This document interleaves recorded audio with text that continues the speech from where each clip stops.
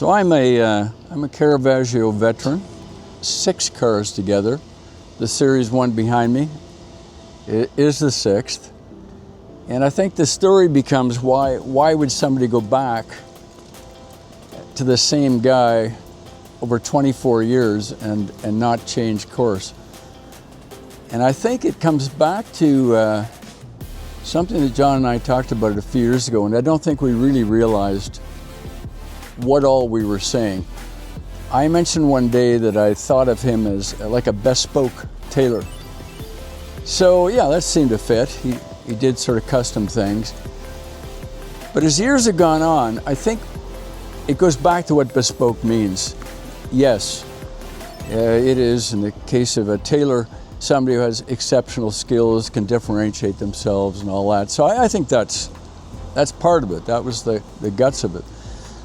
But I think it goes a lot further than that. That person, yes, reads the market, reads style, reads color, all important. But much more important is that person reads the client, and the client doesn't stay stable over 24 years. Tastes change, circumstances change, all that kind of thing. So if you followed the 6 that I've built, each of the 6, different personality, distinctly different color and presentation. And that was through a real monitoring of me. Now it goes to an important point that anybody that comes to John has the opportunity to sit down and have a conversation that may not even start on cars at all. But what he's trying to get to is, how does this guy or woman, how does he think, how does she think, and what's critical? In my case, just to put a little bit more meat on the bone here, in my case, I wanted to do something cool and daring, but I'm also very conservative. So I have a split personality. He was able to find consistently sort of he wove his way through those 2 sides of the personality. So that's a big part of it. Another part of it, which is all related to the same thing, is when you're committing funds to somebody to bring to life something you've sort of thought about, it takes a tremendous amount of trust. Let's face it, once the project starts, I mean, John is very good, always has been, sending pictures, giving you updates, all that kind of thing. But you're basically in his hands. And I think this car behind me is a good example of that. Yes, although at this age and stage, some could argue that having a silver gray car with a bright yellow stripe may not fit the model.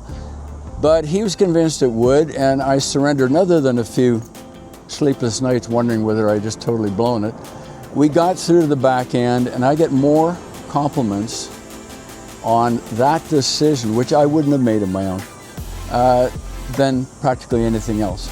So that's sort of the overview. I can go anywhere from there, but that sort of blocks out, the essence of the relationship. It was straight good fortune how I met John in the first place. I, through help from a personal friend at GM, had a car delivered into Toronto and went to that dealership, which I normally wouldn't necessarily have gone to. And at that dealership, I mentioned as I was leaving that someday I might want to do something cool and different.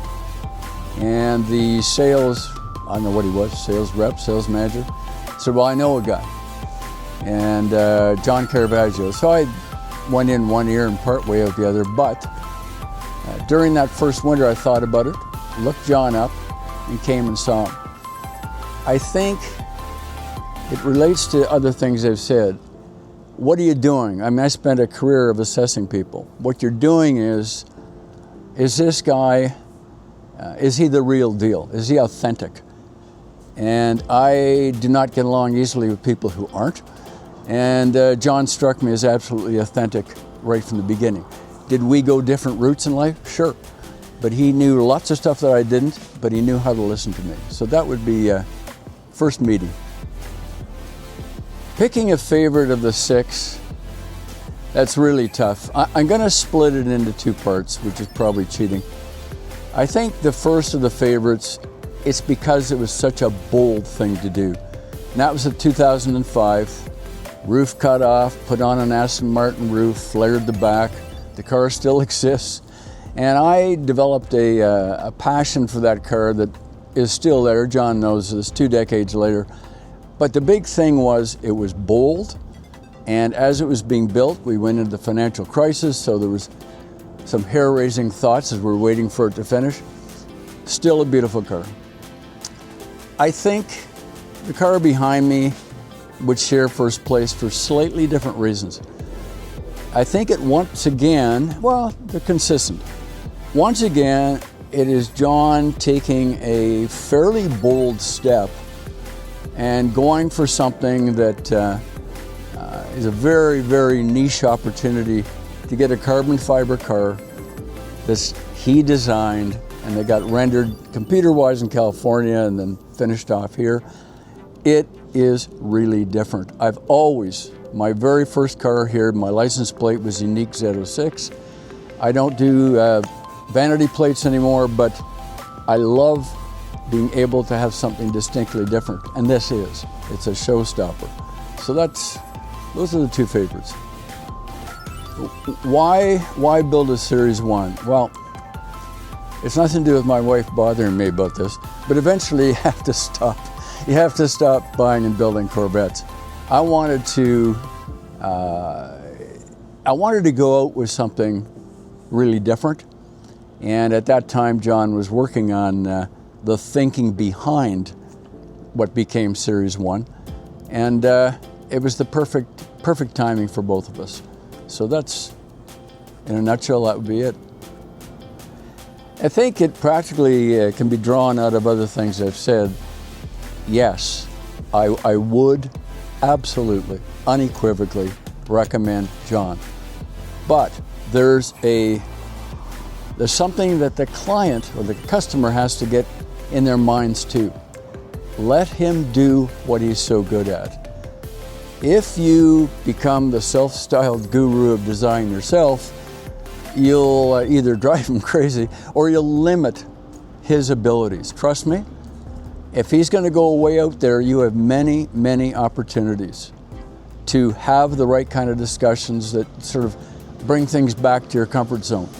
But trust, whether it's bespoke tailor or whether it's somebody that is building a differentiated car, trust is a big, big part of it. And John, throughout, has never not done what he said he'd do, and he responded to my particular anxieties around what should or shouldn't happen. The key part of this is, if you are like me and you want to be able to get into a differentiated car without getting into supercars where they get into a price zone that's crazy, this is the opportunity to work with somebody you can trust, absolutely, and can bring design to you could not normally access, and you can do it in comfort because he's not ever going to drop you down a hole.